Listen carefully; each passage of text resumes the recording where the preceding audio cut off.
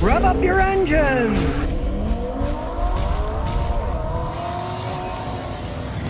Can you buy a used Mercedes for $5,500 with 70-something thousand miles and have it as a reliable car, or is it going to be the typical Mercedes money pit? Well, we got a 2009 CLK 350 here, and we're going to tell you the truth. Now, it's still a real good-looking car, and the advantage of this is they stopped making the CLKs a while ago, but they're all made in Germany. As you can see, this baby was made in Stuttgart, made by Germans in Germany. You see, the seats are still in excellent shape. It's a two-door coupe, and as we open the hood, which I've already done once, so I got a little pair of pliers, because typical for these cars, they have a very heavy hood, and these Mercedes dampers break all the time. It'll hit me in the head, so we're gonna put vice grips on it. Now it won't hit me in the head. If you want to spend hundreds of dollars buying the struts, be my guest. Get yourself a $10 pair of vice grips. It works just as well. These had very solid V6 engines, nice horsepower in them. They last quite some time, and this one's only got 70-something thousand miles on it. And yeah, it's got all the complex ABS and all that stuff on it. But being an 09, it doesn't have all the high-tech stuff of a modern Mercedes that's going to bankrupt you. It's not nearly as computerized as the newer ones are. You don't have to deal with a bunch of stuff that's going to cost you a fortune when it breaks down. They were simpler cars back in the day. It's got a nice engine in the front, transmission in the middle, and it has rear-wheel drive. It's a sports car. You need all-wheel drive and that stuff. Got great handling characteristics, decades of Mercedes engineering, and when they're running, they run quite well. The main worry you got about any Mercedes is it going to turn into an endless money pit? Or is it already turned into one, and you fell into it already? Well, we're going to road test it, but first I'm going to put it on my big computer and see the codes that it has. The record is like 97 trouble codes. Let's see what this has. All right, here we go with a giant scan tool. We're gonna do diagnosis. That's an older car. It might take a little while to hook itself up. They have the most complex radio systems in the world. They got more buttons you can shake a stick at. Modern cars are kind of catching up with them today, but back in the day, all these buttons and stuff, they weren't enough to drive most Mercedes people up a wall. Most of my customers didn't even know what half of them meant. Since this thing only has 76,288. It should be in pretty good shape, at least on paper, because that's not very many miles for a Mercedes Benz. Assuming it's the right mileage, we're going to check all that out with the machine. But so far it's showing to be a typical Mercedes. It's already got 30 trouble codes. Now, truthfully, a lot of these aren't going to mean all that much, but maybe we'll set a new record. Who knows? I've already warned the owner. It'll probably have a whole bunch of codes. Now, it didn't set a new record, but it has a magical number of trouble codes. It has 69 trouble codes. Go. At least it's got them ordered. We don't have to keep looking through. The airbag has a code. Supply to the control unit is too low. The instrument control panel has supply voltage is low. Control module is faulty. The tire pressure monitoring system has a whole bunch of codes on the tire pressure monitoring system. As I always say, buy a tire pressure gauge. You don't want to fix all that stuff. It costs you a fortune on one of these. Bad enough that the sensors go bad, but on these, the control units often go bad. Cost a fortune. Tire pressure gauge costs $10. That's got a code for the electronic ignition switch. Under voltage supply, over voltage supply. Can't make up its mind, right? Now, take into consideration the lady bought this car. She just got it. Who knows what the history is? It's got a battery that's been replaced in it. If the battery got low in voltage, it will trip a bunch of codes. So I'm going to erase them all when I'm done. But we're going to look at them all first. Overhead control panel here. It's got a whole bunch of codes. Look at them. Roof system doesn't run. Supply to the control module is low. Sliding sunroof is not normalized. Blah, blah, blah. Fault in CAN communication. The weight testing system. Supply voltage is too low. It weighs you for the airbags. That system's broken. A million of these. Fault in CAN communication. Fault in CAN communication. CAN communication is faulty.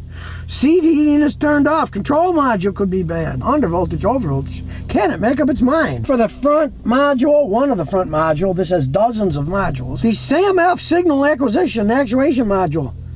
Component is faulty, the low beams. Terminal is under voltage. Now, what you got to realize with these things is this. On these crazy things, if a headlight burns out, you have to reset it, or the computer still thinks the headlights burn out. Somebody's probably changed the headlights on this when they burn out, and they didn't even bother having a machine like this and resetting them. Most people don't even know that. So, like I said, we're going to reset them all when I'm done looking at them. Here's all the codes for the rear module. Terminal has a under voltage, fault in CAN communication. The electric seat adjustment for the passenger, there's a fault. That is an electric adjustment too. The electrical driver seat has a memory function too. The seat that I'm sitting in. Let's see if it even works. Well, it goes back and forth, so who cares? Right door module, it's got problems too. The rear control module has under voltage and over voltage. Again, kind of make up its mind. The automatic air conditioning says the control module is too low. A lot of these are low supply, and they could all have been created by a weak battery. The CD changer says error while reading the CD. We're getting real tech here. Problems with the sound system. Faulty fan or open circuit and control unit. The tele-aid says, oh, there's a problem with the wheel speed sensor. I'm going to quick erase them. We'll see which ones come back after our little road test. Now, this is the thing about the anal Germans. They'll get a bunch of codes. Even if you fix the problem, if you don't tell the computer you fixed the problem and reset things, it still thinks the things are broken. So, anytime you get one of these babies worked on, you gotta have a guy like me with a fancy scan tool and to know how to operate it. So once it's fixed, you can double check to make sure it's fixed. And, of course, then erase the code, tell the computer it's fixed. And you're not going to get a zillion codes that are still in the car. Okay, now you can see I actually got rid of most of the codes, except for the door control module right. It knows that there's some kind of fault in it. The door module control for that side's got a problem somewhere. Who cares? The doors open and close. The windows roll up and down. Overhead control panel says the tilting sunroom isn't normalized. That door control module. Those are the only two it didn't erase. So, let's start her up. Get some live data here. We'll do test engine at idle speed. It says the coolant temperature's too low, alright? It's been driven here quite a distance, so it probably needs a new thermostat. That will fix that problem. And that's probably why the check engine light is on, because it's running too cold, and the engine knows it. This does have a quite tight transmission, so we'll look at the transmission data. Check it out. You can check the oil level because it doesn't have a dipstick. It even shows you the transmission oil temperature. Gives you a bunch of information on the transmission. Overheating circuit's not active, it's not overheating. Gives you all the output information on the CAN system for the gears. It's electronically controlled transmission. When you do stuff and replace parts, you have to recode them, so you can do it with a machine like this. I mean, look how crazy these things are. You got a control unit for information communication. Look at all this stuff. Parking systems, steering control module, voice control system, satellite radio, all this different stuff you can access. Air conditioning system's enough to make your head spin. Thank goodness it's working good now, because when they break, you start throwing money out, but it's working totally fine now. You can actuate blend doors, see what's happening. When these IC systems break, boy, you can spend a fortune. I'm not arguing it. This one's working now, though. Shift knob's wobbling around here, but I mean, that ain't gonna really hurt anything. We'll go forward, turn around. Idle's really smooth. We'll just roll through the grass here. Now, this is a relatively heavy car, so they do have a tendency of riding quite well. All that weight gives you inertia going down the road, and they usually give a pretty smooth ride, even though they're a relatively short wheelbase car. And pretty much as I predicted, even though it's the original struts and everything on it, hey, for a small car with a short wheelbase, it's still got a pretty smooth ride because it's a pretty heavy vehicle. They used to build them pretty good in Deutschland, right? I mean, they're heavy and they weren't miserly on the gas either. This is pretty much a gas hog car with the big V6 engine. It's not going to get much for gas mileage. This thing gets in the teens in stop and go driving, and you're lucky to get maybe 20 on the highway. All right, here we go. I can't give it much gas because somebody's blocking the road, but you can see it accelerates quite well. Does chew up the gas then, and it idles quite fine too. The interior's been taken care of. With only 76,000 miles, even though it's got 69 trouble codes, this thing should still be a pretty reliable car for zooming around in. This lady's got a four-wheel drive RDX, I should say all-wheel drive RDX. She uses that in the winter for the snow in Rhode Island, so she's not planning on driving this in the snow anyway. Out of the traffic now, we'll floor it. Man, that engine still sounds good. And as we drive on this newly paved road, this thing still handles quite well. There goes her little tag for driving through tolls. Now we bypass the traffic jam because they're paving roads all over the place. And here we go again. Man, that's a nice sounding, nice shifting car. It's still a joy to drive. All right, well, we'll go back and let's see if any of those codes came back other than the ones that stayed. 69 before, let's see.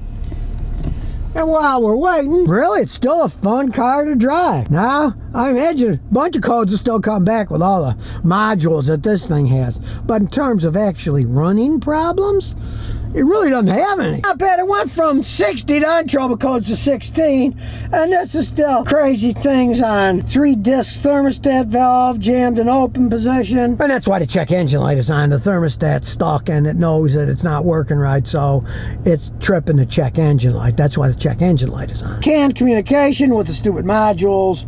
Oh, look at all those. That's what most of them are. Another control module. The sunroof isn't normalized. The mirror adjustment is faulty. I mean, who cares about that? A $5,500 Mercedes that's actually in excellent shape. Yeah, it had all those trouble codes, and 16 of them remained out of the original 69. But it runs good. It brakes good. Fun little car to drive around. I mean, it's her toy. She's going to use her fancy all-wheel drive one in the winter. So for a nice toy for $5,500, hey, she got lucky. She doesn't know anything about cars either, so she got real lucky. She's laughing in the background on that. But hey, if somebody had brought me a car like this and I wanted a toy for $5,500, I'd snap this thing up. It's not rusted out. It still runs and shifts, and that's the real mileage. And it's not that hard to find these things with low mileage, because a lot of elderly people have owned these things. They don't put too many miles on them. They don't drive them too hard. This thing still shifts as good as it did when it was new. The engine runs like a dream. Hey, a fun little toy for $5,500. Just pray that all that complex AC computer stuff doesn't break down, or you'll be rolling the windows down instead of turning the AC on when you get faced with a $3,500 bill to fix the air conditioner when you only paid $5,500 for the whole car. So if you never want to miss another one of my new car repair videos, remember to ring that bell.